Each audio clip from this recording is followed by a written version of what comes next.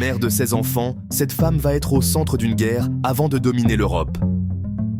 Née en 1717, Marie-Thérèse d'Autriche est la fille de l'empereur Charles VI. Faute d'héritier mâle, ce dernier modifie la loi de succession pour permettre à sa fille de lui succéder.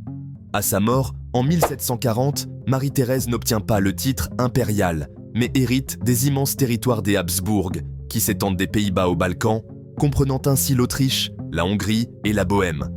Son accession déclenche une guerre de succession qui va être une véritable tempête diplomatique et militaire à l'échelle européenne. Contre toute attente, malgré son jeune âge et son isolement, elle parvient à tenir tête à ses ennemis, notamment au roi Frédéric II de Prusse, qui envahit une partie de ses territoires. Mais elle conserve la majorité de son empire et place son époux, François de Lorraine, sur le trône impérial, lui permettant ainsi d'obtenir le titre d'impératrice. Femme de poigne, administratrice rigoureuse et catholique convaincue, Marie-Thérèse modernise son empire, renforce l'armée et réforme l'éducation. Mais c'est par sa descendance qu'elle tisse une emprise sur l'Europe. Mère de 16 enfants, elle les marie à plusieurs souverains étrangers, transformant les mariages en stratégie géopolitique. L'une de ses filles deviendra reine de France. À travers l'Europe, toutes ses premières petites filles porteront son prénom, en hommage à cette matriarche redoutée et respectée.